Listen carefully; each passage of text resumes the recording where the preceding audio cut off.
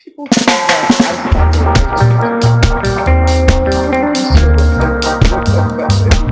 the only thing was that I kind of like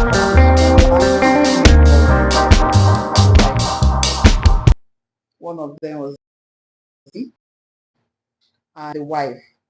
And the one we were all in the same church several years ago, the Capital Assembly, and we're all involved in marriage counseling. And so we had marriage counseling and also the employment bureau. So we've known each other for about 25 years now, about 25 years. So because everybody's hard, and the whole in terms of strategy to target the singles, so that in terms of strategy to target the singles, so that at the point of decision making, they are able to know what to think about, they are able to, process their thoughts well, they are also able to find somebody they can speak with. There were times I would have somebody call me from the UK, 12 midnight, telling me things they have not told their parents before. And it dawned on us that the young people want to talk to someone. And in churches, and the younger generation, they're not ready to quote anything. They want you to say it as it is. Unlike us, I remember when I was getting married, the only thing my mother told me was, be taking your bath. So that was all. Sorry? Sorry? What did you say? Taking your bath. So that was all. Sorry? Sorry? What did you say? I think we said what she said was taking your bath. And I think we said what she said was taking your bath. And they understand. So that was what was really Hey. Okay, we'll come to that later. There's somebody that is trying to locate here. Her name is Ugo. Yes. So do you understand what I'm saying? So the younger generation, they are not like us. They are not like us. They are able to see through all the, yes, the facade, all these things we do in church, they are able to see through. And a lot of times, many of them cannot really find people they can trust in the churches. They are afraid to talk to the pastors because a lot of the pastors, I'm sorry, are not really living right. So the younger generation, they have very few people to look up to. And that's part of the reason most of them are struggling. So we felt that we could create that safe haven for them. And that really helped, because if you come to our meetings, that you won't want to leave. Raw discussions. So when we are having our meetings, I usually say, if you're less than 18, please don't come in. We hardly used to spend a lot of time praying, but at the end of every meeting, you will see deliverances happening, healings happening, and we will all be amazed. So it's been such an awesome, awesome journey, and a lot of some of our programs. We've had quite a lot of programs. We deal with topics like, okay, I think this was in 2018. We dealt with the topic happily ever after. Is it a myth or reality? Okay, we also dealt with how better can worse be. That was another topic that we dealt with. Then we dealt with how can, then we dealt with, what's this one? Okay, this one was the Valentine program. We also had, another one, what is wrong with love? Then we had another one, is there hope for love? So things that would really get people thinking and asking questions. And we always hope the questions will be the right question. It's been so awesome. There was one event we had. That event, one woman came with her daughter who was about 12 years old. And I was uncomfortable for, the reasons I had explained earlier. but the 12-year-old came to help her mom carry the baby. So there was no way I could, pursue the girl. But anyway, we had our meetings, discussions. Somebody talked about how she was raped as a child, all sorts of things. Meeting ended. Where I was anyway, I was a bit uncomfortable. Please, let none of these singles say something that, because you can't really predict what anybody will say. And we don't like, stopping the young people from expressing themselves. Do you know, I later met this woman somewhere like a week later, and I asked her, how did you find the meeting? She said something happened in her house when she went back home, and that she's so grateful to God. What happened? When she got home, she said her 12-year-old daughter came to her and said to her, Mommy, there's something I want to tell you. And guess what? The grandmother's house boy had been molesting the girl for years. And she had never been able to tell another person until, that event. I hope you didn't beat her. She said no, she didn't beat her. Okay. And she said she was whole self. she was able to go beyond our own. That was, we didn't plan such.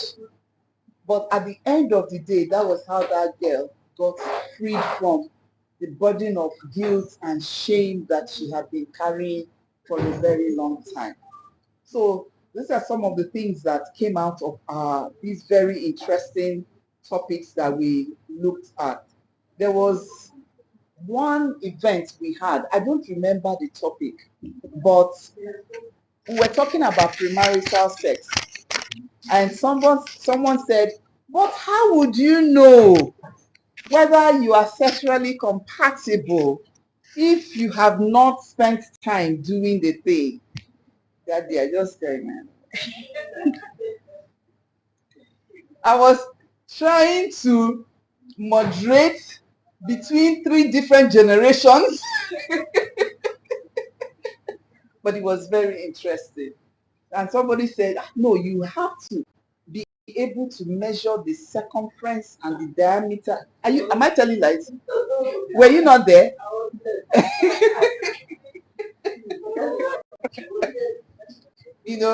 But thank God, that's why we always have the resource persons around. I love to have them around me because I'm not up to see. Our resource persons are people who are, so what I do is facilitate. When the tough questions come, shift it to the resource persons. I shift it to the resource persons. So someone is saying, please, can you send me the current address? Please come.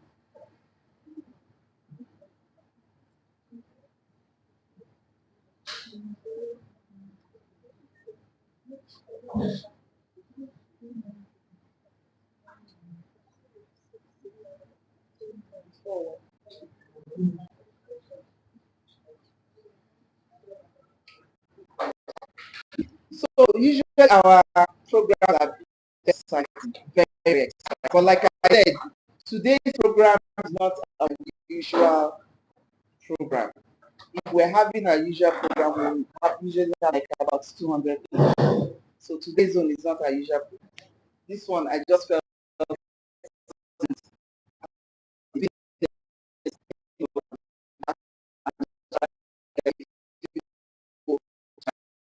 wanted to share, some personal information so that as a family we can plan how we're going to move forward as a group. So I've talked about the super stories that have to do with real life, no holds barred tales from people who get vulnerable, who are able to admit their mistakes and share their growth experience. We also have talked about that matter. We have both singles and couples there. Um, usually things that are trending. Um, usually things that are trending on social media that I feel are interesting and just put stuff on the platform and we get to talk about those things. What else? Okay, so about those things. What else? Okay, so yeah, so that's it. So that's what we do here on Edge Network. And today, yeah, the economic crisis. Let's start with testing. How are you coping? How are you?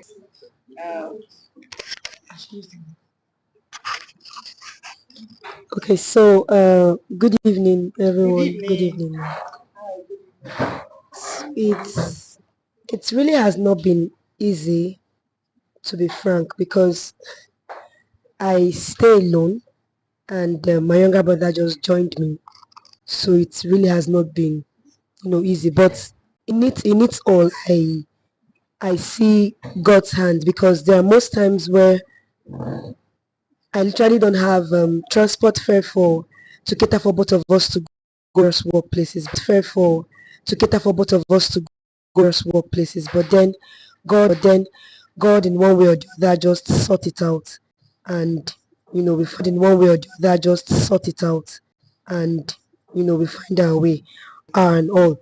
But to the glory of God, He provides, and with the help of the church where I worship, where they have a welfare bank, whenever we lack foodstuff, I just go over and then they give to me. So literally, it has just been God, really, because not even my salary can even take care of me and my younger brother, but God has been faithful. So your younger brother, is he working? Yeah, he's working, though he just started. He hasn't started receiving his salary yet. So I've been the one taking care of his tea fare and all up till now. Okay, Yeah. so the arrangement in your church is something that has been quite helpful over this period. I think that's a very important one. Yes. It's a very important one. Yeah, it's a very important one.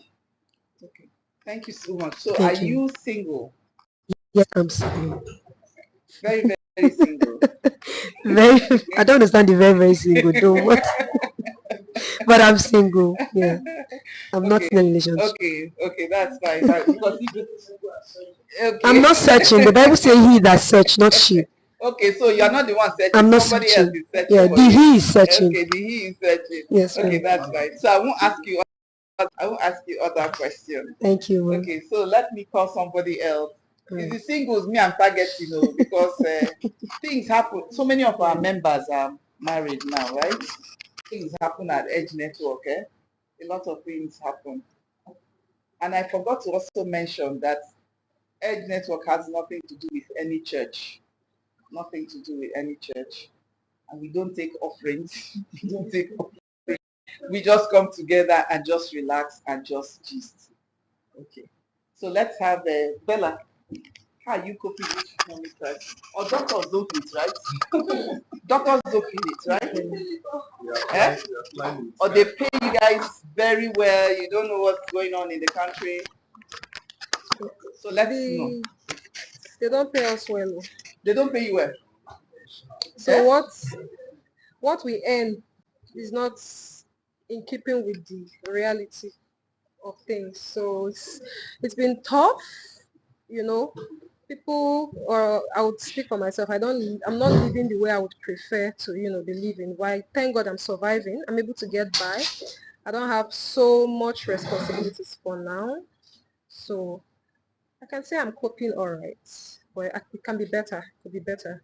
So do you think that this economic crisis is in any way affecting relationships? I'm not talking about married people. I'm talking about those, dating, about to date, and you know what I mean. Yeah, I think it is. It's affecting everything in life. I mean, you need money for everything, right? For a lot of things.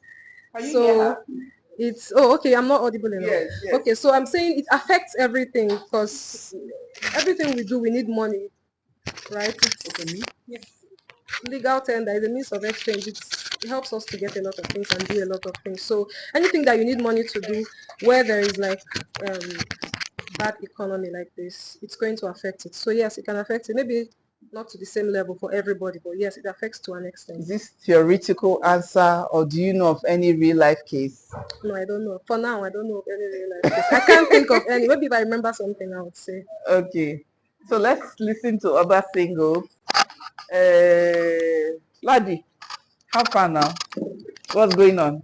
Etienne, how far? What's going on? Laddie, oh yeah, stand up. Let's know what's going on.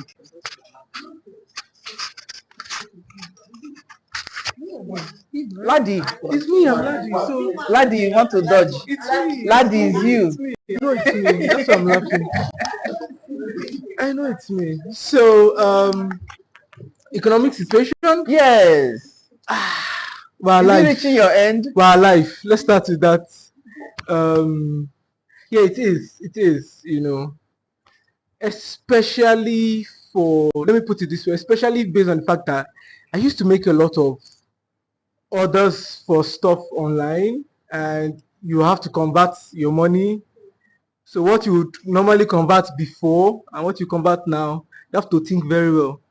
Is it very important and you absolutely need it for work or stuff before you now do that? So it's really difficult. It's like you're working twice as hard to earn the same you're earning a year ago, you know. So just a year ago, not too far, you know. So it's I'm feeling it. Personally, I'll say I'm feeling it. But I think what I would also now add to that is, as believers, there is the fact that you are not surviving based on your salary in that sense, or your source of income, right? You trust God for supply. Because if you are using the salary, your salary will not do half of the things you really want to do. You know, so I'd say that's it for me personally. Every time there is a need, there is always a supply. And supply could come in form of an extra job, or someone just calls out of the blue, hey, we have this stuff coming up, or something else. So, but there's always that supply every time there is a need. So I thank God for that. So in terms of, are you single? Yes, very single. Very single. Very single. I'm not sure I'm in any talking stage too, so let me chip that in. Okay, so this economic crisis, has it in any way affected that aspect? Well, maybe before you were chasing like 5 people. Now, has it reduced to like 1 person or 2? Well, I was not chasing anyone before too, but I would say yes. Because, you know, before, if you want to, let's assume, go on a date with someone, you get to meet someone, you can easily say, oh, let's go out and get to know each other. Now, before you say let's go out, you'd have talked for like a couple of months before you know whether you make that move to say, oh, let's go out and get to know each other. You know, because then you could, oh, let's go to this place. Oh, I found this new place. And you guys will go and check it out, and maybe max, you spend 10, 15K, you know, total, both of you. But now you are doubling that amount. I said, thinking about it, is it worth it? Do I need to put this money into this? And it maybe now doesn't work out. You will now start again. So if you go on 5 dates, you have spent what? You know. So yeah, it's something to actually think about. So I would say it affects, because I haven't have friends too that go out a lot, and one of my friends is like, you know, nowadays, before you could say, oh, let's just do this now. We'll stay in your house, I'll stay in my house, we'll stream Netflix and chill, and we'll talk on phone, and we'll both be fine. So yeah, live and direct, it's really you know, impacting stuff. Yeah. Yes, please. So the last end event I attended is in 2018. Oh, really? In 2018, with 20K or 15K, if you go to the restaurant, you can actually have something to sell. I know. I went out with my sister, not somebody that was dating, right?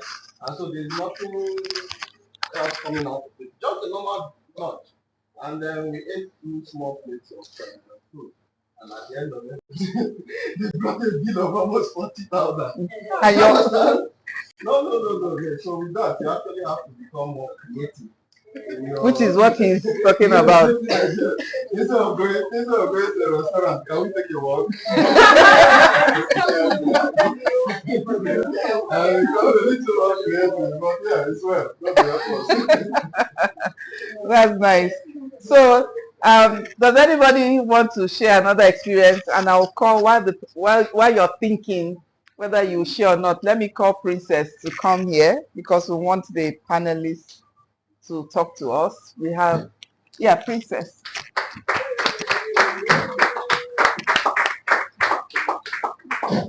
You share that your interesting story.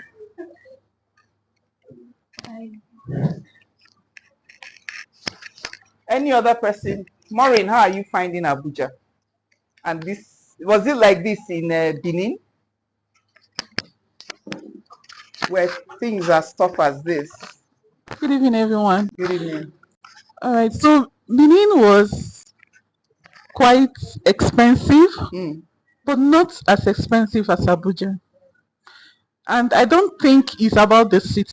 I think it's about what's happening in the economy right now. All right, so it's been quite challenging moving away from home. All right, I've not lived alone before, but throughout secondary school, university was in hostel, doing house job. My roommate in med school, we served together, so we were roommates.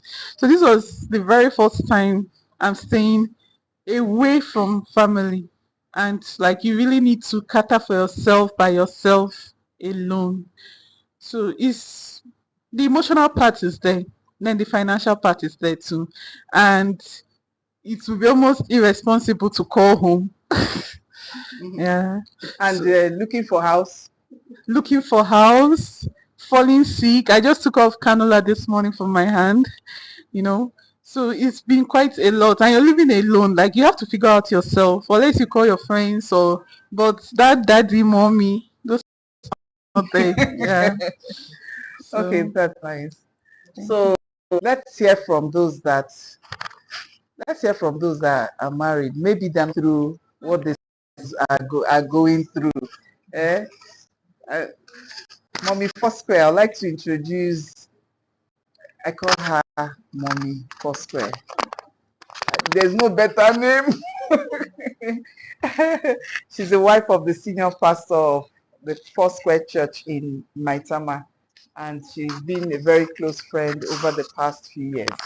So let's hear from you. This economic hardship, how is it affecting things around you? Good afternoon, everyone. Good afternoon. This period, it is well. That's all I can say. Because now you find out that your purchasing power is very low.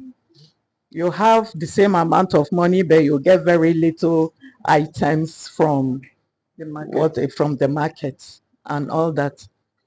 And as it is, we now, it's not just ourselves.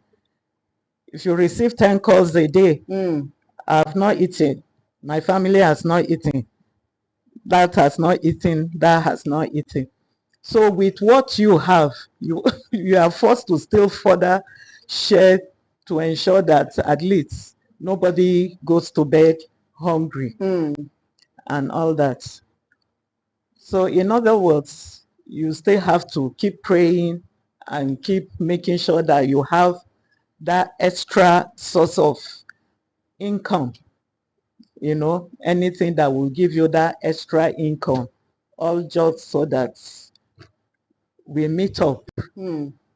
Aside from that, it can only be God. It can only be God at this period, honestly. So are there some like do you have to encounter or counsel, say couples in the church who are, going through a very rough time because of this economic situation? Maybe you could just give us a feel of, what the experience is like. Okay, before I go into that, when I came back from one of my trips, I went to market. I just discovered that there was no more money in my purse. I said, what happened? Did the money fall down? Did somebody pick my money?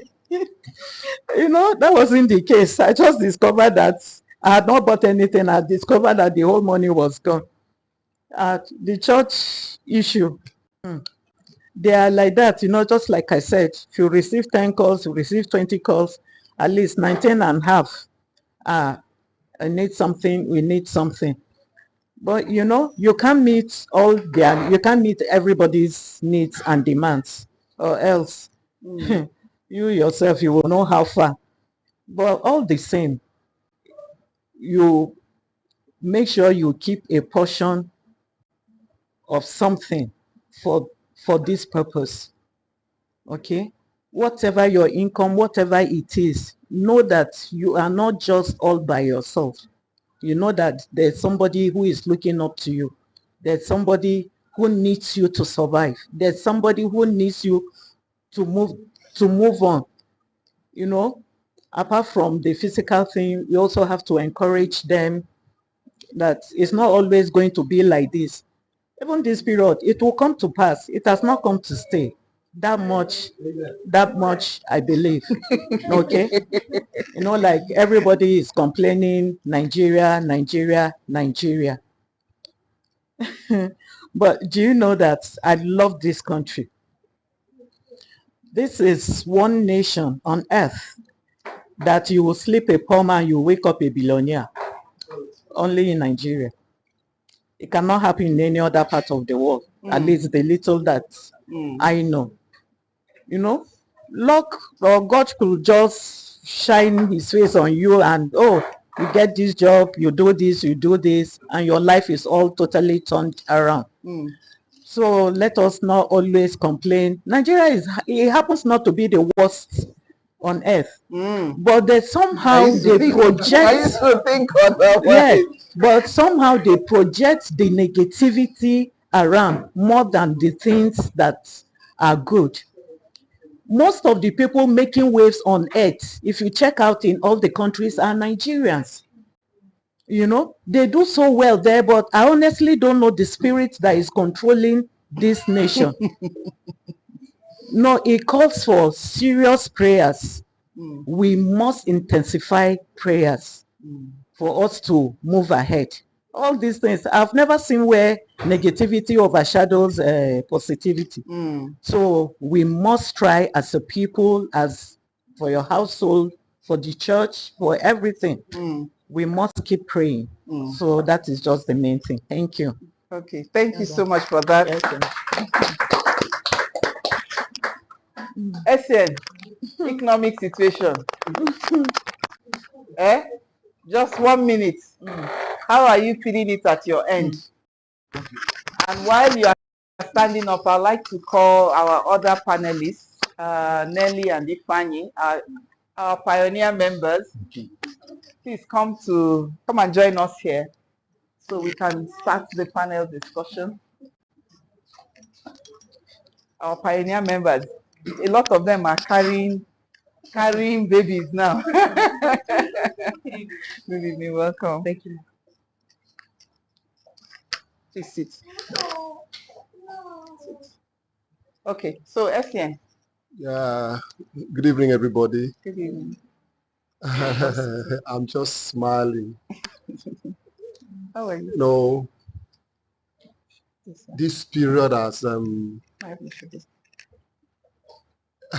don't worry. I'm trying to think of the right adjectives to use. It's not that funny. Is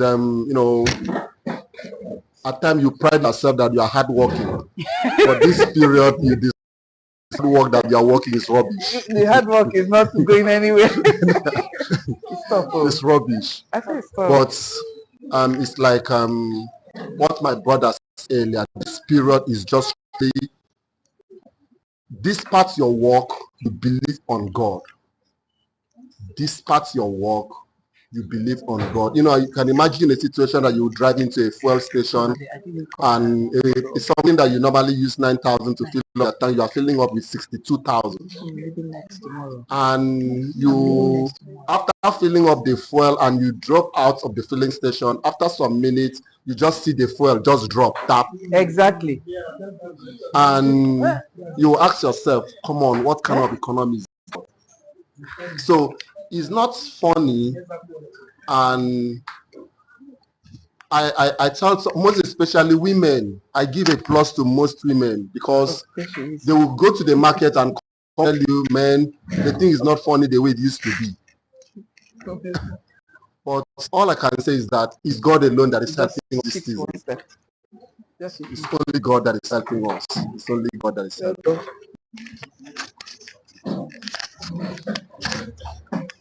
Thank you, Essien. You just brought up a very important point. Fuel. To fill my tank, 78,000. Before you... Welcome, sir. Welcome, sir. So our resource persons are complete now. Okay, except my husband, he traveled. Yes, he traveled. Let me sit over there. No. Okay, sir, it's already here. No, stay close to your husband. Let me see. Excellent. Thank you for bringing up that aspect of, transportation. Bringing up that aspect because it's something that touches all of us. But if you didn't get married last year, with what has happened this year, do you think you would have still... If you didn't get married to this pretty lady last year, would you still have been able to? Because it's like times 3 now. It's up to 4. The cost of things. Yeah, it's more than that. Is what? The best decision I did was for me to get at that time, right? I used to tell her, I did, but I did not marry. So that's what we are looking at today. What we are looking at today is what sustains relationships. Is it love or money? Especially now that things are tough like this. Let's hear Princess's small story, and then we'll start the discussion from that point. You're not a super storyteller, just to kickstart discussion. Let somebody carry this baby, because I really want this story to... You don't have to tell us the name of your friend that this thing happened to. Do you understand? Just tell us what happened to her. Good evening, everybody. So I had a friend who met a guy last year, December, and by this January, they were already dating. Bring it closer to you. Oh, okay. I said I had a friend who met a guy last year, December, and then by this January, they were already dating. She saw some signs before the relationship where the guy didn't spend a lot. He had some money problems. Not that he wasn't buoyant enough to spend, but he was just stingy. And fast forward to when they started dating and everything, and the girl spent a lot in the relationship, and the guy was always just counting his money. Is that how all guys are? No. No. Laddie.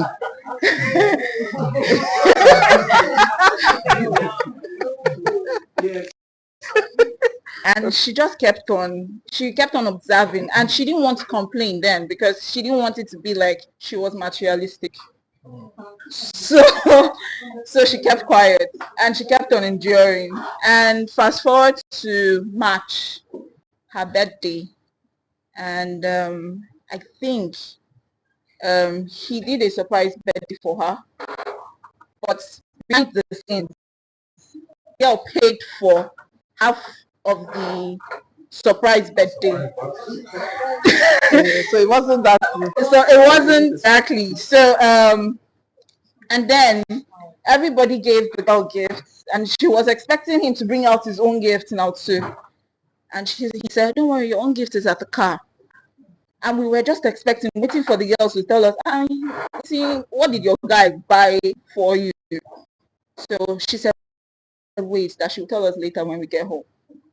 So we go home, everybody go home. I called her immediately, how far? What did he get? And she said, gift chat. Okay, that's jacket from Second hand. Okay. And knowing the girl and myself, we went to the Instagram page to find out how much it was. Oh, wow. And it was a very ridiculous amount of money. 7.5. Now, mind you, on the guy's birthday, this girl booked a shortlet apartment, called his friends, cooked, drinks, everything, cake, and then did got him gifts, got him a shoe, expensive perfumes of about 60K. Ladies are always doing this kind of thing, but Got him now of about 60K. So everything he did, you that the guy puts it between its on earth. And the camel's bra sick. And she told me she was sick, and he asked her, what do you want? And she said she wanted to take tea. I can't remember. Yeah, tea. And then he said, oh, okay. Okay, let me send you something into your account. She was expecting, if you go to a mall, normally, if you want to go and buy milk, it's not the milk you end up buying, you buy other things. And he sent her 500 naira. Well, wait, when was this? Was it 5 years ago or it was this year? This year. This year. And he sent her 500 naira. And she kept quiet. And she asked him. Wait. Did you say this year or 5 years ago? This year. Okay. No, but 500 for what?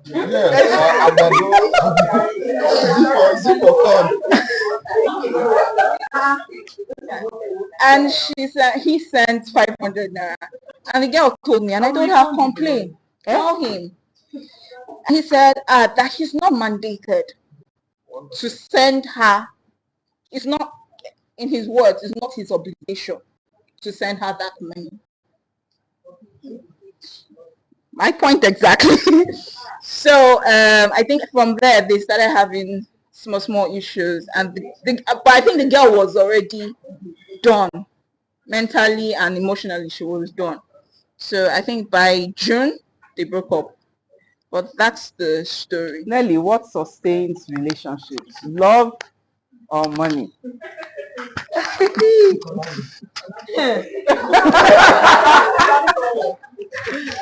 Okay, good evening, everybody. Well, the question doesn't have a straightforward answer because I can't say love and I can't say money. Neither of the two. If you come with the both of them, it's fine, but it can't be based on money and it can't be based on love. Because if you decide to base it on money and then the money somehow stops coming or is not as much as it used to, you will have a problem. If you decide to base it on love and Only and see, there are things that love cannot help you with. For example, this story now. You can't be telling me I love you when I'm sick. I mean, you can take care of me, you just love me. No, now. So I can't say it has to be love or it has to be money. Like my husband said, it's a collabo. So it has to be the two, because it's that love that you'll be looking at when the money is no longer there and you'll be like, okay, let's just try and see what we can do. And then it's that money that sometimes when they vex you, you'll be looking at to say, ma, just manage small. Ma, just manage. So it's a collabo actually. Thank you very much. Chinedu, what do you think about this issue? Love or money? What sustains relationships?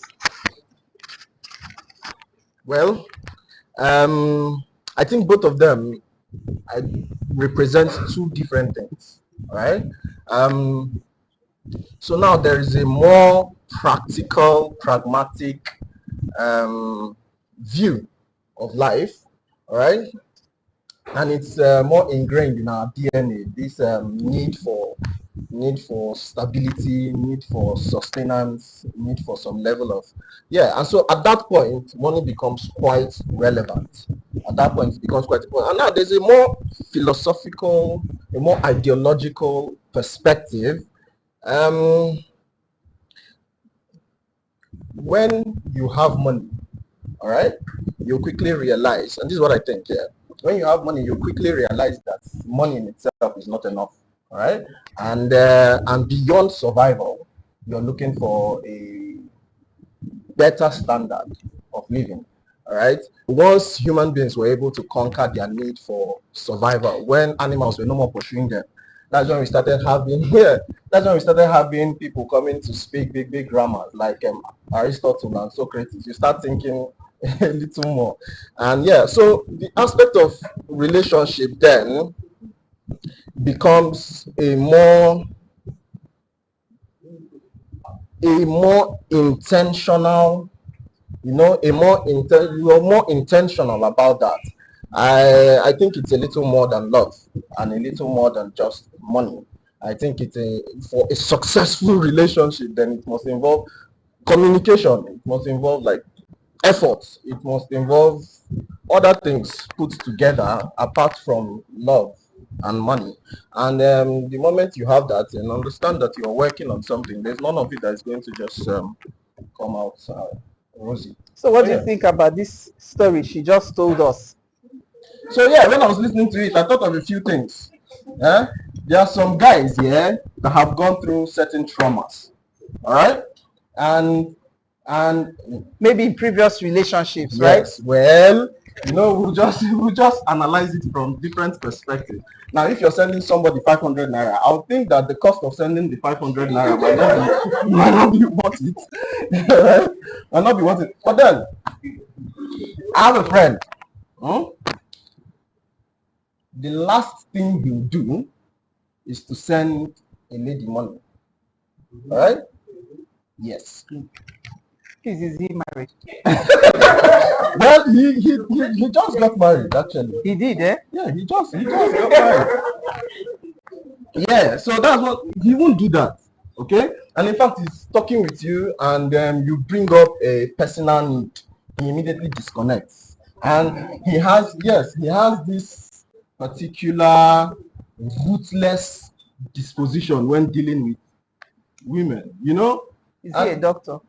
Yeah, actually, yeah.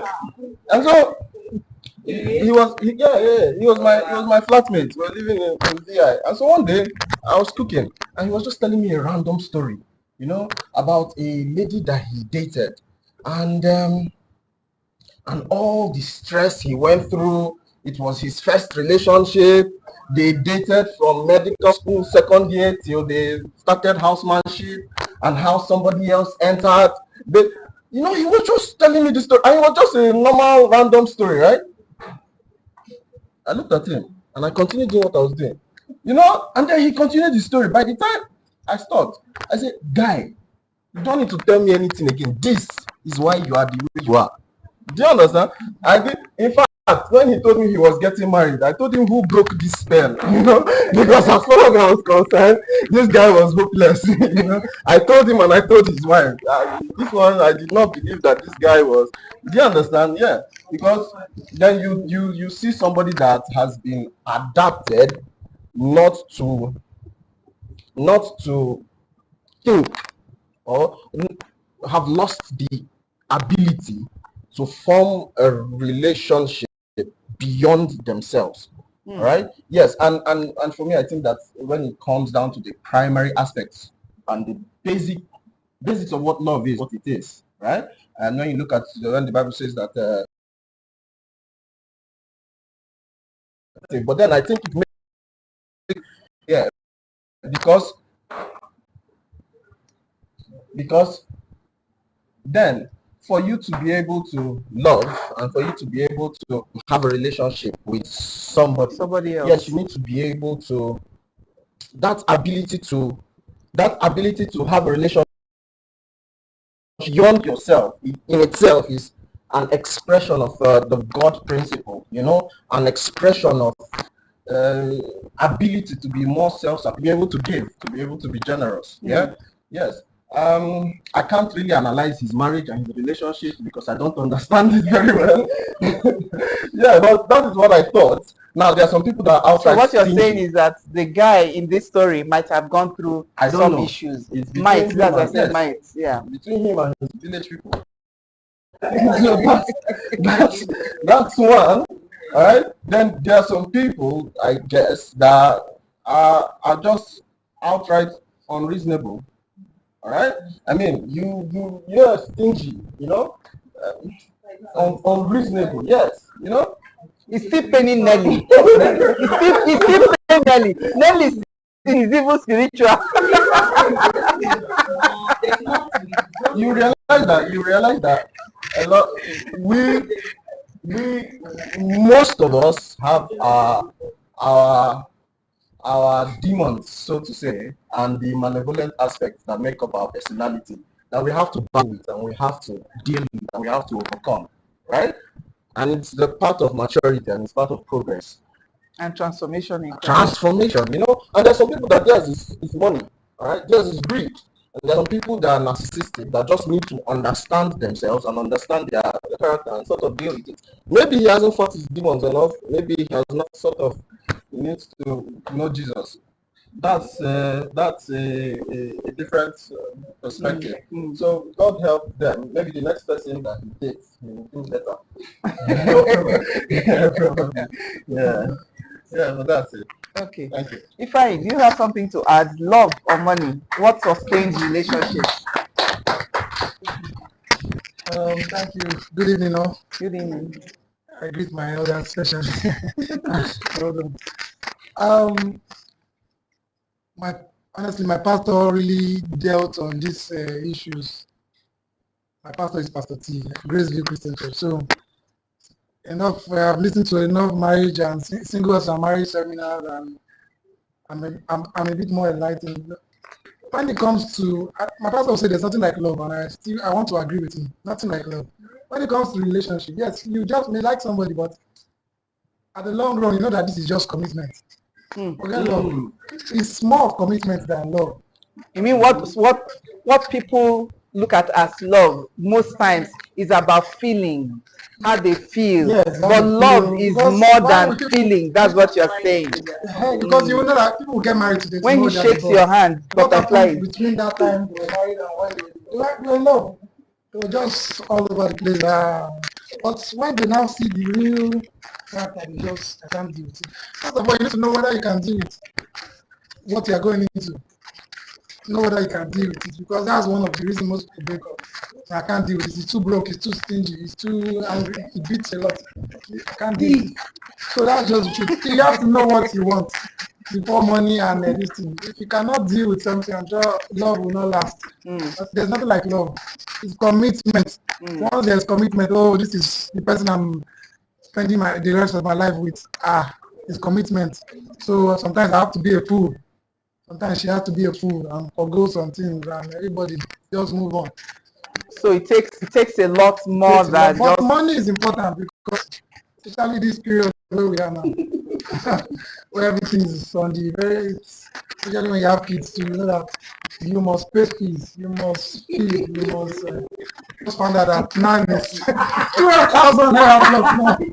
I mean, like, but they must eat, so money is important. So you can't take away that. But for love, I feel love is more if you just understand who you are with. But were you feeling like this 2 years ago? Tell us the truth. I won't say it's love, because we didn't date for very long before we got married. I think it's not up to 6 months. 6 months thereabouts. We met, dated 6 months, and we got married. Wonderful. It worked for me. I don't know. It may not work for you, but that's how they coached us to during our marriage seminar. Okay, yes, they coached us. So it's just between you and your partner. You can understand. You don't need to date 12 years. You date 5 years. You know, okay, I can deal with this person. I'm ready for you. Okay, you two are ready for me. I'm sure you can make it work. Okay, so what you're saying is that it's not just what we look at as love. That's, feeling. You just feel, it takes more. It's more. It's more about commitment. More of commitment. And Chinedu said something about communication as well. So, part of commitment. yeah. Okay, so let's turn to our super storyteller. Ma'am, your turn. Share Yes.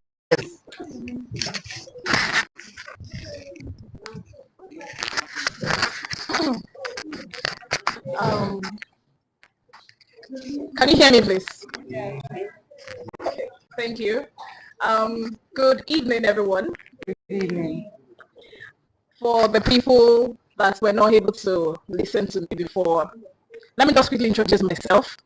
I'm Yemisi Davids, and right now I'm a minister of the gospel, and I'm also into digital entrepreneur. Yes, I'm a ninja right now, and I do some other coachings. So um, when mommy told me that I'm going to be sharing story, I thought about it that I have this aspect. You know, when I was in school back then, a lot of people used to think that because I'm into marriage counseling, so they used to think that I speak much like Bimbo Dukoya. So many of my friends, they were waiting for me to get married. They said you have this kind of taste that is, different from the normal people. And even their parents then at that time, they would want to know, okay, what is Yemisi? Who is Yemisi going to get married to? It is not because I have a high taste, but it's because I just wanted somebody that is mature and somebody that would do the will of God. But before it got me to that time, I would share the story.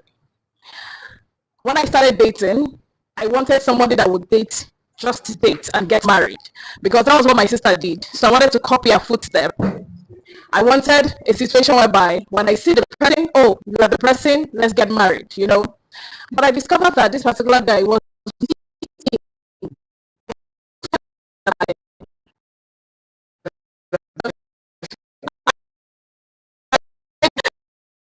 said a lot of people before I met him. And this particular guys, okay, let me start with the first one.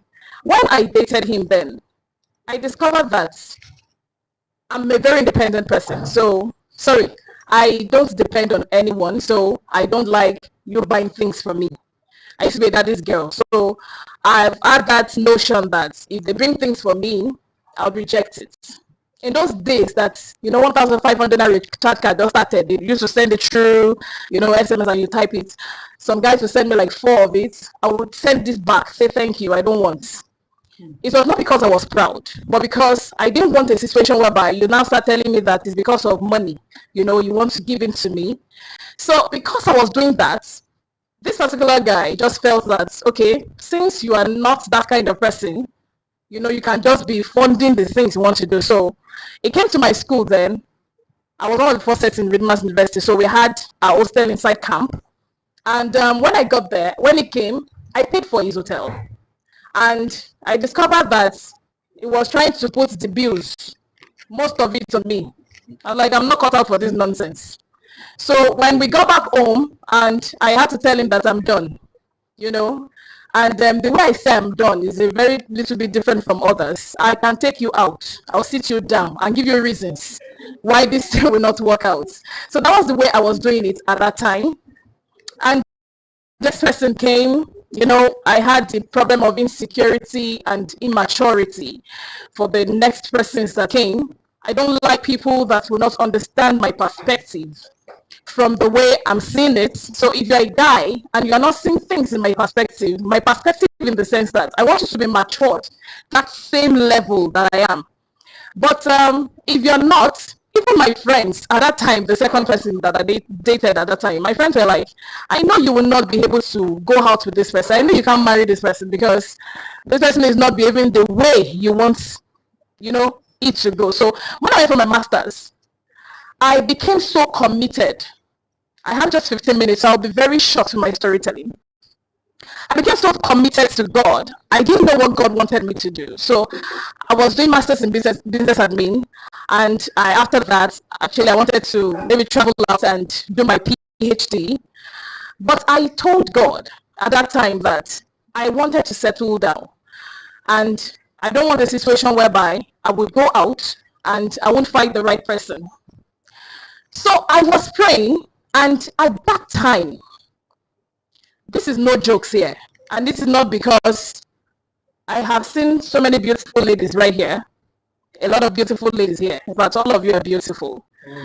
But I discovered that I'm not that Agbani Derego when I was back in school. I was not beautiful. But I had 14 suitors. What I mean suitors, I met the people that were serious for marriage. So many of them wanted me to go in with them to talk to my parents. A lot of them wanted me to, they just wanted the now. Maybe because I showed them the perspective, okay, this one is Jesus girl, and she understands some other perspective. I don't know what happened, but I knew that at that period, my sister told me something. She said, you're at that peak period. If you don't get it right now, then the devil is going to have a hold of your life. And I started praying. Before then, I met my husband. I'd met him 4 years before. When he came, I said I was not ready. So I told him, I don't even want to marry. He was my pastor then. He was an author, so he writes books and all that. So, and he was into motivational speaking at that time. So I said, I don't, but he mentioned it at that time they wanted to become a pastor, that God showed him. I said, I don't want to be a pastor. I said, I cannot marry pastor. So I told him that I don't want that kind of mommy Gio kind of signal thing, stigma thing, I call this stigma well, but I didn't want that because I wanted a free thing. I wanted, my husband maybe will be working in the oil firm and all that. Yes, you understand. So I wanted that kind of relationship, and I had someone at that time that he drove all the way to come and visit me during my master's. I'm giving us the story so that you would know that when God says yes, it doesn't matter if it is money. It doesn't matter if you are feeling the love. He said, his pastor said there's no love. I'm going to talk about that. It doesn't matter if you are feeling the love. It is feeling. Some people call love feeling. It doesn't matter if you are seeing the money. But if you can follow God's steps, it's going to order you perfectly. So I discovered that I was not seeing what I wanted to see in that, not my husband now, that guy. But God was teaching me a lesson. This guy came all the way. He drove to my school and he proposed. He said he wanted to marry me. I said, I'm not sure. I was not, he was working as a consultant. It was okay, very okay. And this guy was pleading that he has seen light in the morning, light in the afternoon, all this light thing. So I said, well, if you are seeing light, me, I have not seen the light. So let's pray further. But he was so desperate. So he dropped the ring. He put the ring in my hand and he left. He said he wants me to wear that ring. At that time, I did not want the guy. I don't want that kind of person. It was not because of money. I used to be very, very choosy when it comes to dating people. So this particular guy now started calling me. My friends, when I go back to the room, my friends started joking, you have gotten married already, see ring. And I said, I did not collect ring now that it was in my hand. It was not placed inside my finger. So they said, oh yeah, let us start looking for him before he travels. Let us run after him and return back his ring. But I did something that day. I prayed to God and I cried. The reason why I cried was because I did not want to get it wrong in marriage. Because I saw that a lot of things were riding on it. A lot of things were dependent on it. So I told God that I don't want to get it wrong in marriage. That if this is your will, that let your will be done. When I was saying it, see, there is something about the Bible. The Bible says, if you are willing in Deuteronomy 28, and obedience. But a lot of us, we pick that obedience, but we don't drop the willing. We don't pick the willing. The willingness is just something you just check in your heart. So I told God, I knew in my heart that I was sincerely ready to go for him if it was him. But when you don't like something and you felt that, okay, maybe God is going to tell you that this is the person at last and you are not ready for it. So I was crying. I was on the corridor that day, I can't forget. And I prayed that prayer. And something dropped in my mind. What if is the one? So I said, if it's the one, then I am willing to take it through. Immediately, I felt peace. And immediately, I felt a separation from him. So at that time, I called the guy. I said, no, it's not you. I'm sorry. The guy was emotional about it, but It's not about me, it's about him too. Because if we end up getting married, we can end up getting divorced and getting ourselves battered. So I told him that it is not just right at that time. So I went further to date, I think, like someone else, and all of a sudden, my husband called me back, and he was working, I think, for the state government at that time. So he just told me to help him with the project. I was the secretary of that project, and we worked it through. At that time, I was broken enough to listen to what God wanted me to do concerning marriage. But I was not even broken enough to even hear him out yet, because I did not still want to marry a pastor, even though I was broken to say, okay, God, if it is anybody, because I understand that journey, that process when you get married to a pastor, before the pastor blows, quote and unquote, and that's what a lot of people see after some years. So I told him that, no, I'm not ready. And I was sweeping one day, and the Spirit of the Lord just told me that, listen to that man. People of God, I want to tell you something very, very important. At very crucial times in your marriage, the devil will raise up some people who are very close to you, but they are just, like Peter. Peter was there. He wanted to just take God away because he opened up his heart to listen to the devil, and he spoke it out that, go, Jesus, don't go yet. You understand? They are not bad in themselves, but they open their ears to hear the devil, and they will speak it out to you. If you're not careful, if you pick out what the devil is saying, you're going to miss it. I had a very close friend who was with me. This close friend was not just liking the idea of me getting married to my husband. And no, it's not that. I think we are Gen X, Abby. So it's not that generation, that kind of, that kind of Gen something, Gen Z kind of thing now. And I was praying. The day I was able, she practically came to my room and stayed with me all through the period that I was trying to take decisions. She told me that, when somebody is there every day, somebody you're supposed to be talking to that should give you that, concern, and that, something you want to hear, confirming what God has said. But she was opposite, saying things opposite of what I knew. The day I said yes to my husband, I had to leave that room to go to another room, and I was praying. And I had peace in my heart that, okay, it was time. And I said yes to him. I want to bring out something. Do you know, after some years, this particular friend of mine had to come back and say that, thank God, Yanisi, that you did not listen to me. Thank God you got it right. I am telling you the truth, how people will want you to miss out in your life's journey. When we got married, fast forwarded, so many things happened to our businesses, and so we started ministry. So there was no funds to start with, and a lot of people that were coming, they were thinking that, oh, this type and offering kind of thing, we're not even collecting when we started the ministry then.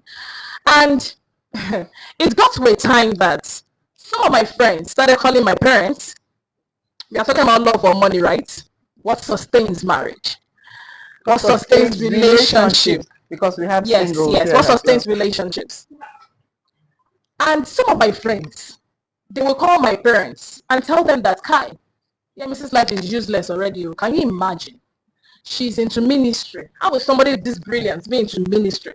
Let her do something. I was not saying that I was not doing anything. I was doing business. But they wanted me to go into full-time career, and I was not having it at that time. So they were not understanding. But so they were just going to my parents to tell them. So my parents were just angry that, how will you do masters? How will you do this? And you have professional exams and all that, and you're not still getting it, right when it comes to money.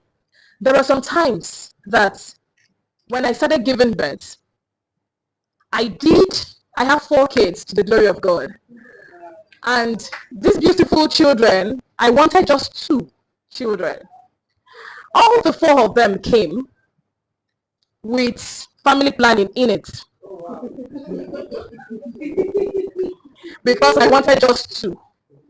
The first one, I did the family planning, and it was difficult for me at that time to get pampers for them.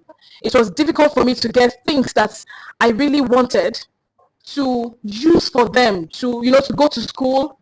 I had to stop some of them, one of them, I had to stop her from going to school. I started homeschooling her at that time. When we go to the ministry, it doesn't mean that when we now enter into the ministry, we'll not still give people. People will still come to the ministry and be looking up to the pastor. We still give them. We're not running the church kind of ministry. We're always running evening services at that time, but we had people that were always coming around. But we still had to attend to the flocks, even with the fact that we were not enough. And I realized that I was like, I'm not enough job busy. God sent me to the work. And to you, people of God, that's what sustained me was not just love. It was not just money. It was the fact that I had an agenda and I had a covenant with God that I was not going to get it wrong in marriage. And so when he spoke to me, I held on to that word, and I was always going back to the word he told me whenever all this crisis rise up. The crisis spanned so for a long time when we're having ministry back then in Ondo State. And not crisis per se, but not having challenges, not having money, not having things that you just have to keep facing every day. And I was asking God that I know very well, and this is what I want us to always keep holding in our hands. That covenant that you have with God before you got married is very important. You can always go back and run to it. I forgot something before I said yes. When I said I had so many suitors, of course, mothers now, so she carried all the names. One of the people that, prayed about it, she mentioned something. She said, she did not even see my husband in the picture. That's the reason why it is very important that it is you that you have to see the person. The first three persons, or the three persons she told me about, were out of it. I knew they were out of it because they were not even in God's line. At that time, I was seriously committed. So I now said, I did something very, should I call it very, very funny. So I changed my husband's name to his middle name. You understand? So that at least my mommy's mind will come down. I changed my husband's name to his middle name and the last name so that we'll pray about it. Maybe it's the first name that they did not see in the realm of the spirits. So it was now the middle name that she now said, okay, this one, something like that, Meanwhile, there was another person that said that my husband was going to just, she used a ripe orange and said she would stalk me and throw me away and say, hey, we are in 11 years, we are not finished sucking. We are still in the marriage. And somebody else told me that, in all these things, you are going to come out, you will divorce your husband. I said, you don't know. If you are using familiar spirits, to talk to me, and you are telling me it is prophecy, then you are still not sure of who you are prophesying to. Because I know the covenant I have with God, and I know the relationship I have with him. Even apart from the relationship, I know this very stubborn girl. When she makes up her mind, even the devil cannot change it. Now, I told God that in my relationship, I want a relationship that will be able to serve you, that will do your will, and we will work together for the kingdom's sake. And God gave me, even though I didn't see it 4 years before when it came, I didn't see it 4 years after. It was when I started aligning my heart to God, and God started opening doors. When my mommy prayed about it, and she said, okay, maybe you people can go ahead and get married, and a lot of things started happening from his family. 2 persons died. There are some cultures that when people die, you don't get married. But the Spirit of the Lord spoke to him. See, that's the reason why on this journey, you have to be very careful about how you listen to outsiders. So the Spirit of the Lord told him that we should do this marriage very fast and now. Very fast and now. So we had to do it immediately. Do you know that after that, some persons again died in our family, in his family? So I said, okay, if you are not done to marry at that time, like that brother said, we will not have done it. It was not even the case of no money at that time. At least when you want to do marriage, a lot of people stand up and rise to it. And when we got married, so many things started unveiling. When 2 people come together to serve God, the union is going to bring a whole lot of things. So many things are going to be opened. So many things are happening in our families, in the family, in his own family, and in my family. And they just started, coming up with a lot of issues. But God did something. He opened up way, and one contract, just came up because I'm into real estate. I said I'm into asset management. So one contract just came up from that. We had a break. So we moved to Abuja, and since then, God has been faithful. We are not yet there, but we are still far, far better than where we started. Okay. So my point is, Okay. sorry, to round up, love, when you quote love well, when you understand love in its perspective, in the Bible perspective, not in the sharing kind of feelings, And the butterfly, and the butterfly thing, it will die immediately when you enter marriage and you start seeing yourself immediately. When you start seeing your nakedness, it will die. Maybe it's the nakedness that was doing you, you were seeing the shape from outside and you were seeing the muscle without the clothes. I mean, with the clothes on. When you see the clothes on, you say, this is not even that, it is flesh that is everywhere. So the Bible says love is patient, is caring, kind. So it is an intentional determination to stay with someone for the rest of your life. Your dogged determination. It is not about feeling. Feeling is not like a 10% of it. Because a lot of times you will not feel loved. You will not even feel in love. A lot of times in marriage, in your relationships too. So you have to understand that in this game, the institution of this relationship institution, you have to understand that you are not going into the relationship to have a feeling. You are going because you are determined to stay with the person for the rest of your life. Okay. Thank you very much, ma'am. Thank you. Okay, so it's your turn to ask questions.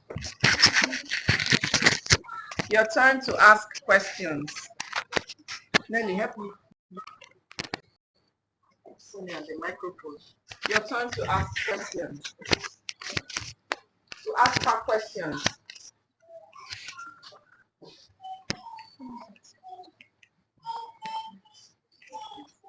Have you ever had any quarrel? Concerning money? Very well. Maybe school fees, time for school fees. Have you ever? Yes. That's the part you want to hear. Okay, so And how you resolve yes, when it comes to taking money, I told you that. So I carried that independent spirit to the marriage. So it was always like, I'm not always, trying to ask him for things. I'm not used to it. So when I started getting used to it, and I saw that I was overdoing safe. So there are some times that I want to ask for money for upkeep. He knows the range that we used to ask for. So when I ask for and I give him some range that is above, especially during this time, he'll just say, Alpha. I said, let us go to the market together. It is better you see it live so that we'll not just have issues. But because, so that we'll not have issues and edges. But because I'm that kind of person that I'm not this, I'm not also too keen about something or too dogged when it comes to information or to come to decision making. I try as much as possible to think from his perspective. So I'll tell him that, okay, how much can we do and what do you want us to do?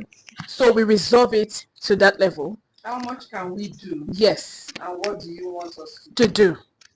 So that has been what has been helping us. How much can you do? So what do you want us to do? What exactly do you want us to go to the market to buy? Or what exactly do you want us to use this money to do? Because we are into this, of course, we do asset management. These monies, they just come once and sometimes ahead. So when I'm thinking that I want the money to go like this, you understand? He is thinking like this. How you men, men think a little bit different from women. He is thinking of, okay, let's use this money, more investment. Me, I'm thinking, let us use this money to pay bills. So we have issues, and so we'll just stay in the middle. We pay bills, then we use some for investment. So most times, we are always coming together to take that decision. So, like the singles that are here now, young people just starting their life, would you advise them to learn to be financially independent right now, so that maybe as a way to ensure that if they get into a relationship, there will not be quarrels like her friend's, in her friend's case. Probably if her friend was actually independent, she wouldn't ask, she wouldn't. No, she was. I think she was. Was she No, she initially? was. She was. Yeah. She was. Eh? She was the one buying things on the guy. Okay, okay. So You know, I think the problem. Okay, I wanted to talk about this. The problem that guy might have. Sorry. Okay, the problem the guy might have might be the fact that he does not love that lady. He just wanted to go in to test the grounds. So when he got in and he saw money, he said, "Let us enjoy small." That is the truth. Go and ask her the signs. She would have seen a lot of signs. Actually. There was no love. And your friend, he never met the right girl. okay. And that was the doctor. He never met the right girl. That's the truth. That's the reason why you can't believe. No matter how stingy you are, if you're a Margaret Thatcher woman, if you know how to be very unruly and seriously, unkind to men, and you have your own, your own face, you don't want anybody. If you find love, excuse me, people of God, you will broken. Because there is something about love. That's what I was trying to say. If you have that love for someone, see, it's something that you are determined to do. It is not about what you are saying. It is not about what you are hearing. That's the reason why you see a lot of women that are talking about their husband or their boyfriend or fiancé to them. They don't want to hear anything. Because at that point, they are seriously determined. Something recently happened about one of my friends. She wanted to get married, and the person she wants to get married to was not in her level. Quote and unquote, what we know. But she was not ready to listen to anybody or anybody's opinion. So when it comes to love, you will be ready to release whatsoever you have to the person you love. I mean love. I know a lot of people in marriage now that are not in love now. And that's the reason why you keep seeing different issues in marriage. It's because they are not determined. They only want to say that I don't want that stigma. I'm not married anymore. I'm something. I'm worthy. I'm not yet married. Let's just enter something. So what you're saying is that if someone is in love, it will show. It will show. You will not be able to. It will show. You won't be able. See, it's something that you are doing. You're going to be doing effortlessly. Okay, let's hear from Let's hear from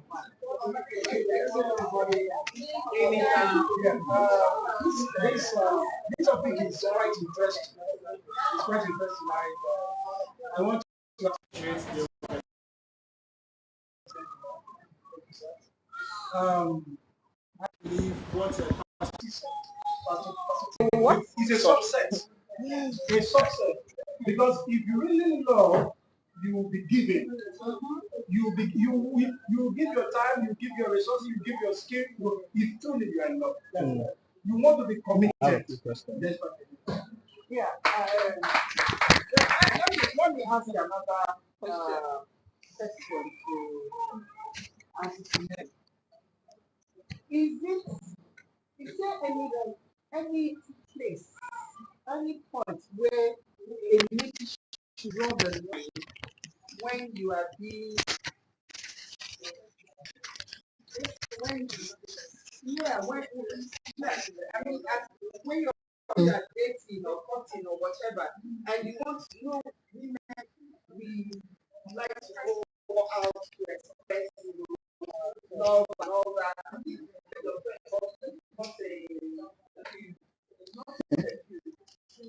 Even accommodation or flat or something like that.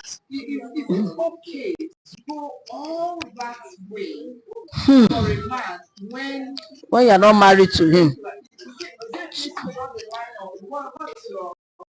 Well, I think no there's a difference between marriage and there's a difference between relationship, courtship. Now, for a lady in a relationship, I do not think she should spend all her money trying to make her friend happy, her boyfriend or man friend happy. She should not, because you can see what happened there. What a lady, I expect, should do is to sit back. I mean, after the prayers, after everything, sit back and study the man. Study him to know who he really is. You know, and so no matter how loaded you are as a lady, there's nothing wrong with being richer than the man. There's nothing wrong with it, but you will not show it at that time when you are courting him. You have to be cautious. You have to be careful. Be moderate. Don't go overboard for any man. Are you hearing me? Don't go overboard. So that's a line. You have to draw a line. You cannot afford to give him everything. Maybe all your salary. His birthday, busy taking him to him that you misread, that have you so much, can do anything for you. No, no, no. Say no. That's the way I see it. Be moderate. Do what you can minimally, and then watch him and study him first. In marriage, like I say, it's different ballgame. Thank you. I completely agree. You know, when our parents used to say, don't show a man that you love him too much. That is what they are saying. You exercise caution. I understand what my sister was saying when she says, when you love a man, you know, you can go overboard. That's very true. However, the spirit of a man is subject to the man. And that's why sometimes it's good to have good people around you that will give you counsel. Open up to people that you can receive wisdom from, you know, who would help you to achieve that balance. Yeah. So that if for any reason anything happens, the heartbreak will not be disastrous.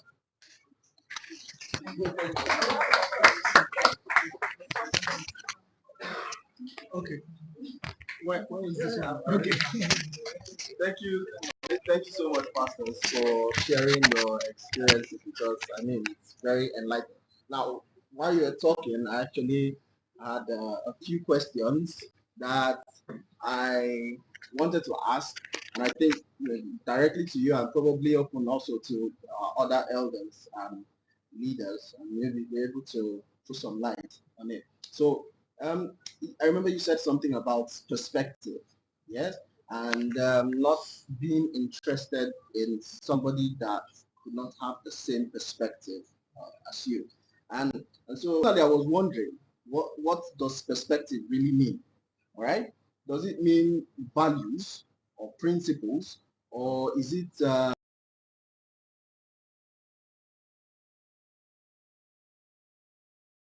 point of view?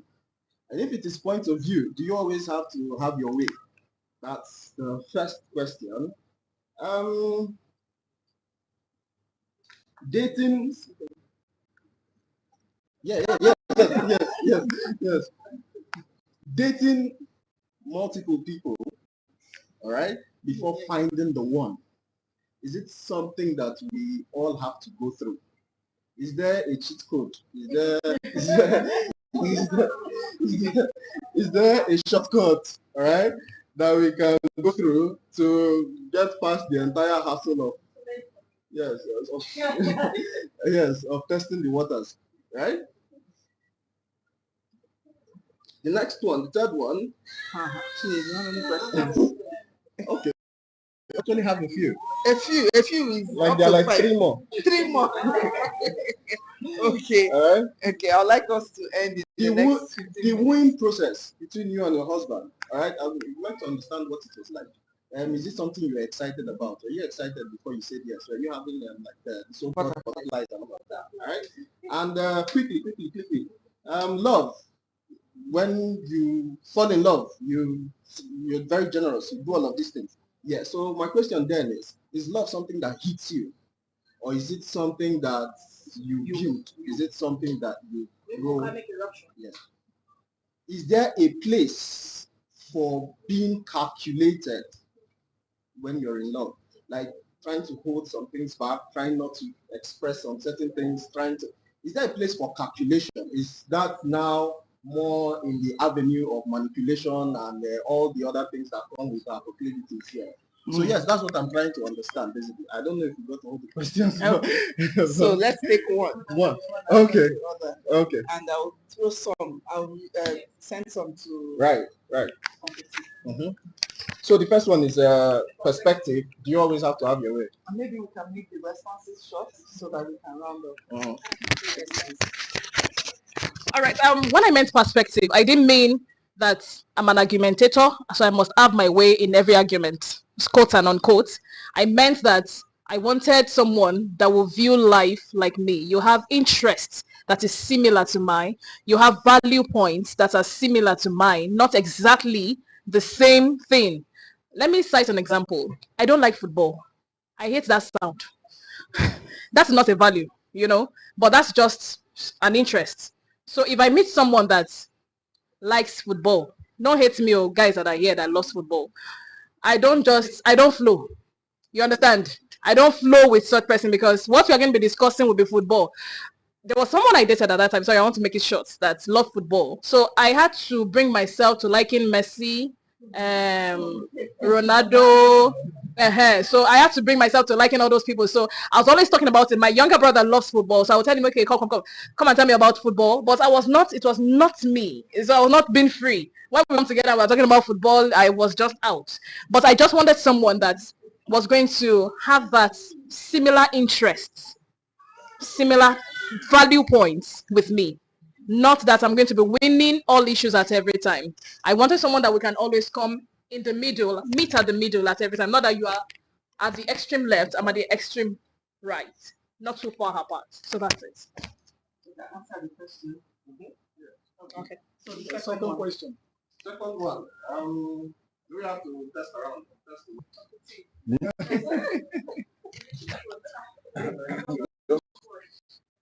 Answer that question. I will answer it the way you want. But answer it this way. What will I tell my younger self 30 years ago? Would you want to have multiple partners before you make your choice? I've listened to what you people are saying. Most of us know the person of Jesus. We don't know the principles. Life as we know it is governed by principles, whether in the spirit or If you don't understand those principles, nothing works. What you people are talking about, if it concerns marriage, if you want sustainable emotions in marriage, you will die. You will die. You will die. Including sustainable emotion.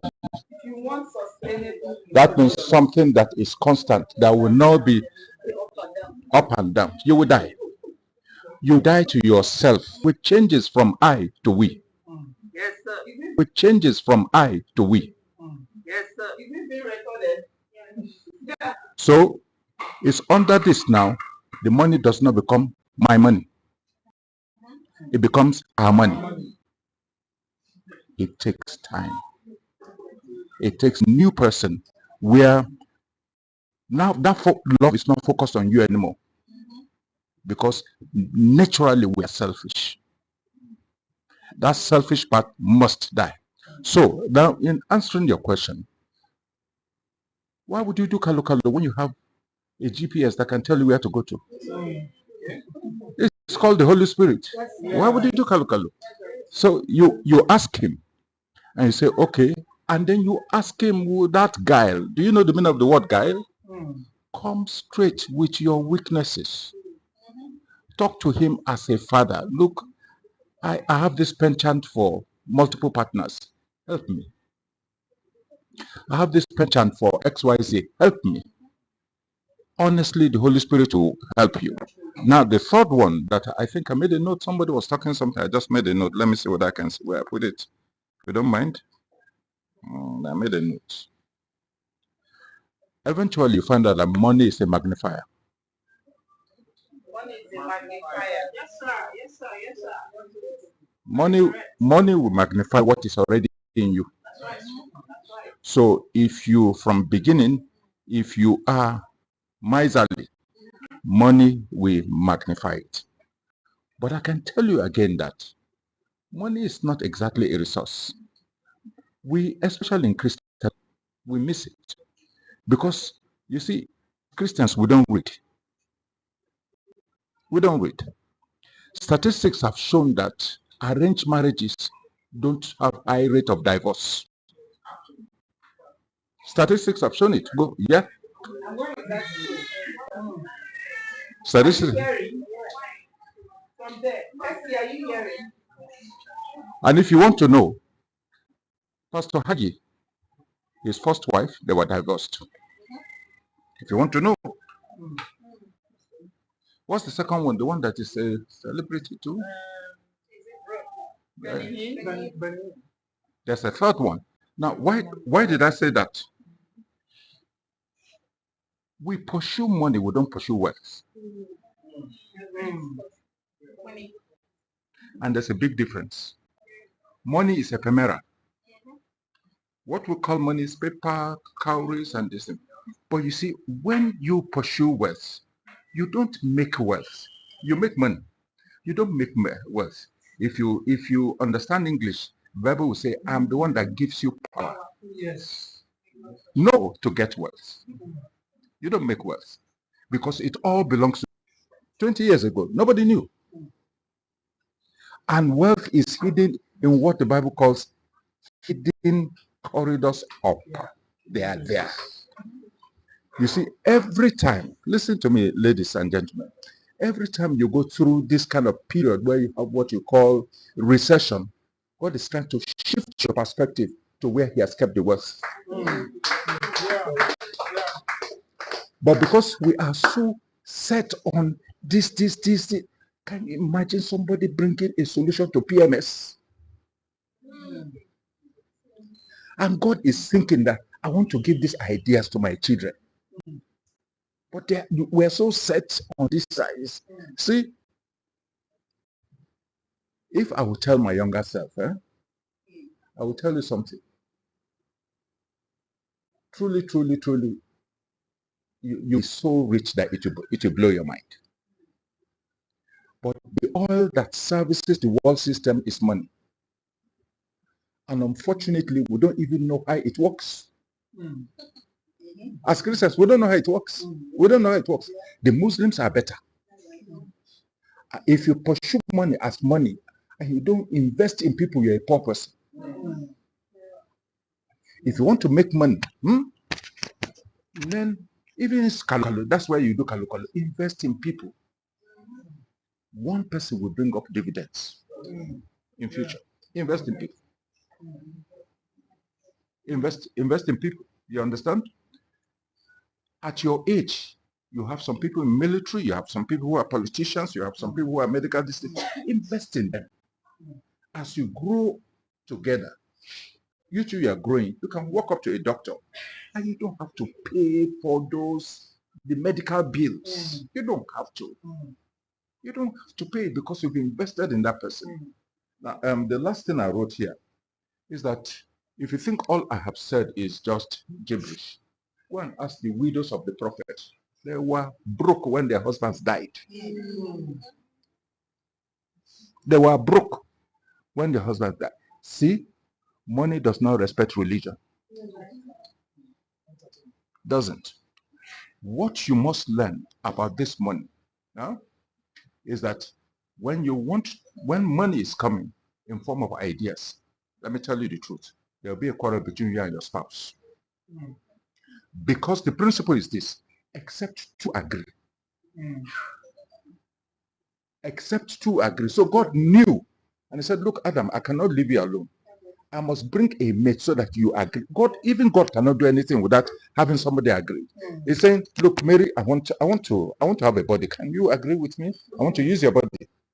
You cannot do anything in this physical realm without agreeing with a body entity. He says one can take out, two can take out. Why not 2,000?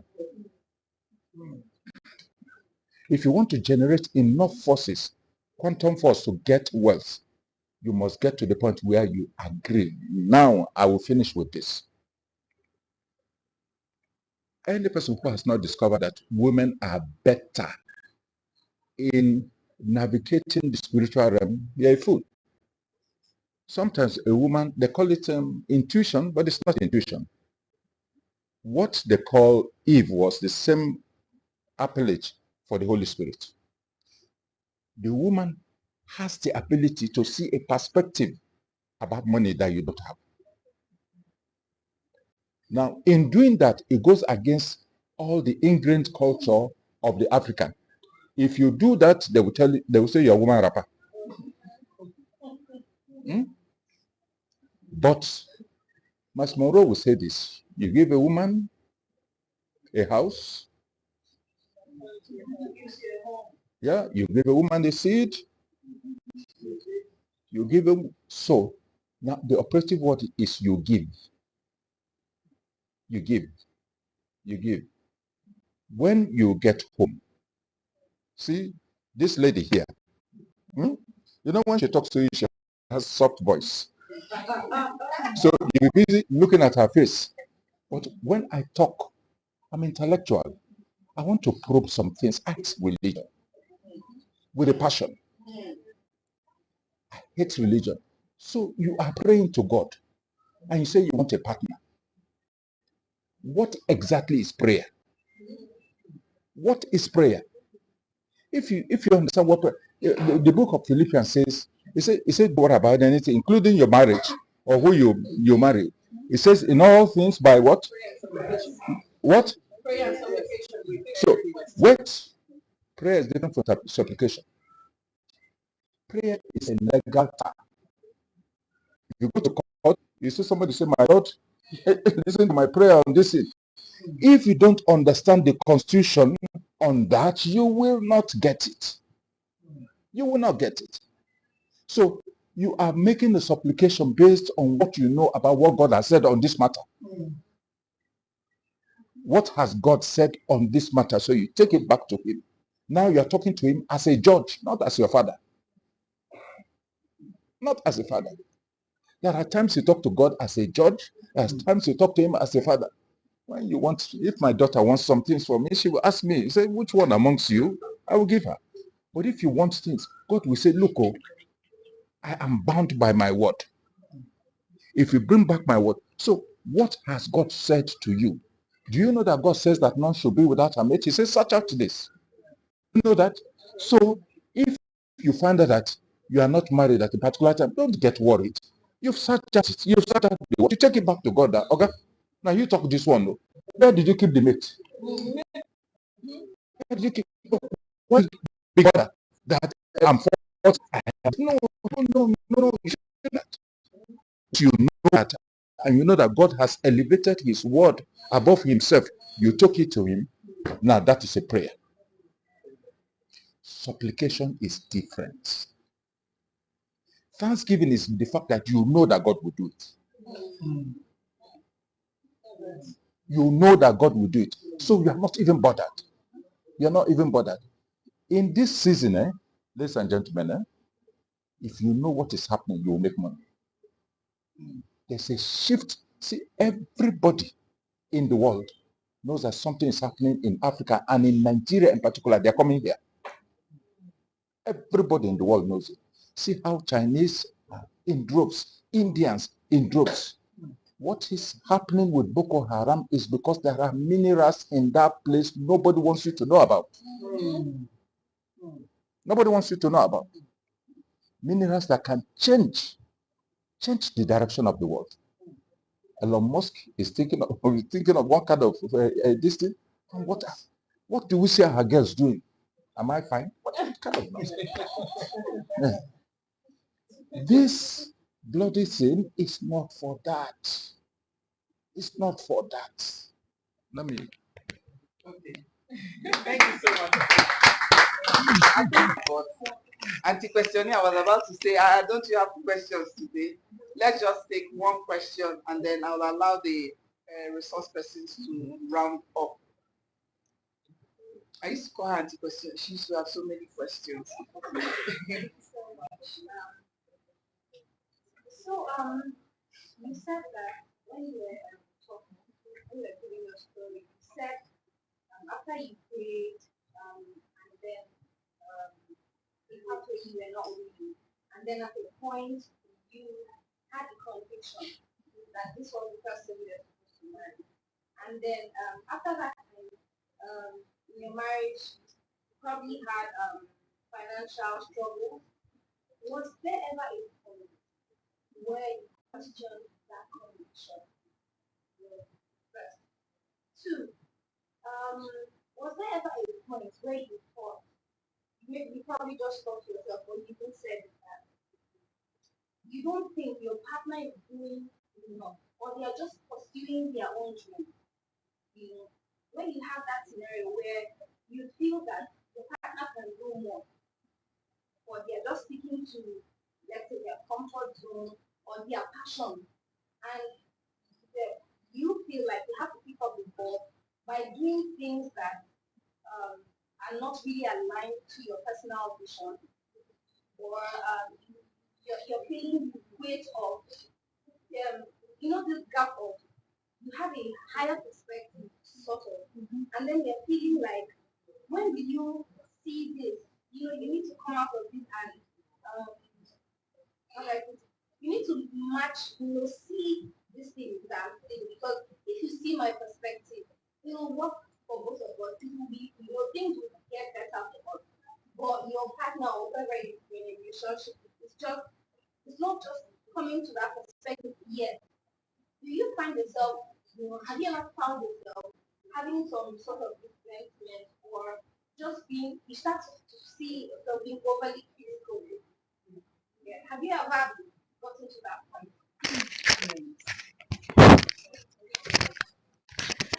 All right, thank you. Okay, I would say this quickly. I mentioned that I was not a dependent person before I got married. And one of the things God helped me with, to know if a man loves me, I wanted to be sure if my husband, or my husband to be then, loves me. I asked God. I had a relationship with the Spirit of God that I wanted to know, the details. There was a time like that. I'm not a dreamer. So I had this dream that particular vision, it was a dream at that time. So I saw that. I didn't see him coming down and saying that, will you marry me? I saw that in that dream, I was pregnant for another man. Listen very carefully. In that dream, I was pregnant for another man. And in my church there, one of the leaders for the youths then. So my pastors were very angry. Why will you do this? Why will you do that? Yeah, Missy, we are looking up to you and all that. And my husband, yes to him. I saw him staying in a corner. And I sensed, or I perceived from where he was staying in that dream, I can remember it right now, that he was saying that, and I would like to take her like this, even with baby. See, so I don't use dream to judge anything, because I'm a dreamer. I will fight, when we watch all this Superman, I'll carry it inside dream. So I don't use that kind of thing to judge, because I know how God talks to me. Okay, one of my strengths is what Uncle T said, my intuition. So I was waiting for the confirmation from the Word of God. My pastor was preaching one day inside the church, and I got a confirmation that I still holding till date. So when you tell me that, okay, is there any time that you wanted to be critical about, so I usually hold on to that this is what your word says concerning my marriage. I did not miss it. See, at every point that I've done that, see, this is not about me telling story or saying that some unreal things. At every point, God always shows up in another dimension. Remember that Ezekiel, was it Ezekiel when he wanted to die? He said, bring out your strong reasons. He brought out his reasons, and God added 15 more years. Ezekiah. Yeah, thank you, Ezekiah. God added 15 more years. He said, I do this, I do that. And God added 15 more years. So God is always looking for your strong points, for your strong reasons. Sorry to interrupt you. Okay. So her question. Yes. Has there ever been a time that you Yes. question? So yes, Yes. yes. Did you get that? And in addition to feeling that way, she took a step, or she always takes a step, Yes. which is to remind God. herself, right, Yes. of The covenant. what got her into the marriage in the first place, which is the conviction Yes. from the Lord, right? Is that answered? Yes. Okay, then the number 2 point. I used to be a very shy person. This man here brought out the me. So for me to be talking to people like this, it is something he taught me through.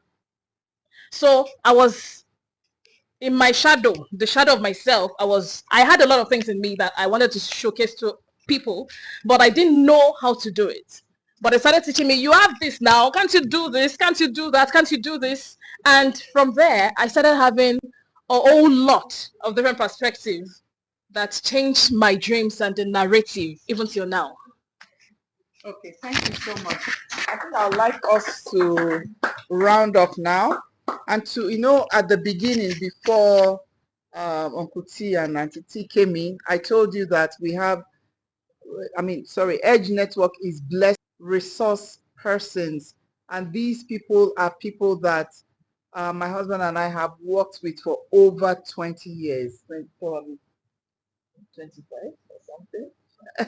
A very long time. And I told you that the only thing I did was to operationalize the dreams that were in our hearts together. So here we are complete now. Okay, not quite complete. My husband is not here.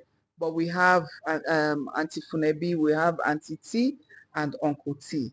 So we're going to round up now. And my question to the resource persons is this. We have people here that are single. We have some that are newly married. This economic crisis is hitting relationships hard.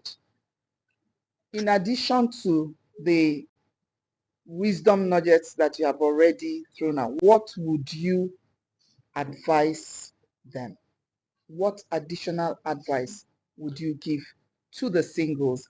Like Laddie, that has to think of being more creative. Is he still there? Or he has gone? Like a lot of young men are afraid to go out there and meet someone and take the relationship further because they don't have the money, and then we have young marriages that are struggling. What would your advice be? Auntie Funed, let's start with you. Right now, what can I tell you what people, because of the economic situation in Nigeria, is for you to take not even a day at a time. I think take it a second, a moment, anything that you find. Don't that don't time like we used to do. Don't overpower again, not too much. Because there's one thing I have noted in this life. Once God sees that you want to do something, or you intend, you have a plan, a program, a purpose. Once God sees it, God Himself will work it out somehow. What I'm now saying that you need to have faith that this situation will not drown you. You are the one that will overcome it, and you are the one that will drown it. You must not let your spirit go down because you think Nigeria is in an economic quagmire. No, I'm not taking it from my own perspective too. Because I have noticed that just when I think, how will I do this? But I need to do this. Okay, let me just see if I can. That if I can, you can. Something will happen to bring that from. So what I'm saying is that don't give up. Don't, because before you know it, we're hearing there's a lot of mental issues, a lot of depression in the air, but that's not our portion. That should not be yours. Just believe that it will only get better no matter how. That's from you. I believe that it's your will, it's your faith to know that this situation will not drown you. Because if you start looking at a bag of rice of 100 and something thousand, you will collapse. If you start thinking of my brother there said baby food now, it's not 12,000. In our days, it was only maybe 500 naira or something like that. You will collapse. You go to the market, onions now is something like that. You know what? But guess what? We are all still eating. We are all still moving forward. Are you hearing me? Yeah. Something somehow always works in place. It will come out for good. Yeah, thank you. And linked to what she has said, I mean, you mentioned mental health. Yes. Please find somebody to talk to when you feel the thing is getting, whether you are single or whether you are married, find someone you can talk to. That's very critical. Just have one. I think as the case I didn't say too, have someone by your side that you can always confide in when you think that the rain is about to drown you. Just talk to someone. And both of the light And to see this question to join what you want to answer. In the present society, we have online participants, so that's why I need to take this. In the present society, we found ourselves, and a lady loves a man dearly, but he is not willing or pushing to make wealth. What is the advice to follow? He is a good man and he's gentle, but how can I move on with it? Because it's a relationship that is, I don't understand this part. Okay, because it's a relationship that is leading to marriage, and it has a question mark. I don't understand that part. But how, I think the main thing is he's not pushing, but he's a gentle person. What should she do? Praise the Lord.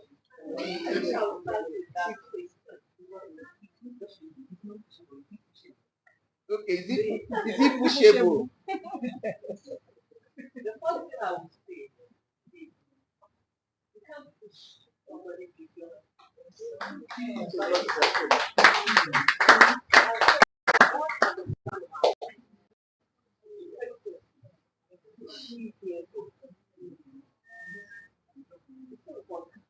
It's not about I want.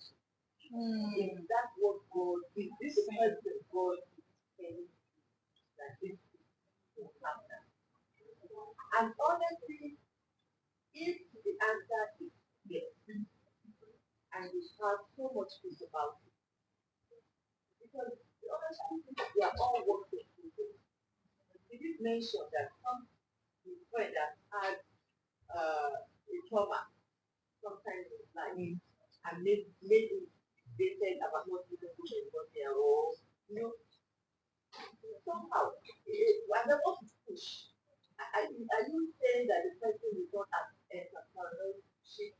entrepreneurial the way you want it to be? But again, the person might be a career person. I'm not a business. Not a business-minded person. So there are different perspectives to this. So the bottom line, have you heard God? And is that what you do? God will do what? Whoever asked this question, maybe after the meeting, you can follow up with Auntie, because there is more detailed discussion regarding this. So the person can follow up with you offline and get more information. Yeah. Then you ask a question about in times like this. Is it time and season? Now, we Christians, when there's a casting down, we make bold to say and what does that mean? What idea of God is giving us? Are we so frozen with those ideas by lack of money that we think those ideas? In church today, my pastor said something. He said, God is waiting for us to move. And if we move, God will act. So, if God has been speaking to us concerning any activity, Move could mean go and understudy somebody. Move could mean submit to another person to say, I'm willing to learn this thing. Move could mean begin to ask questions. How do I do this? Begin to apply yourself to improve on that particular area. Move could mean anything, the instructions God is giving. And actually move. Because the honest truth is that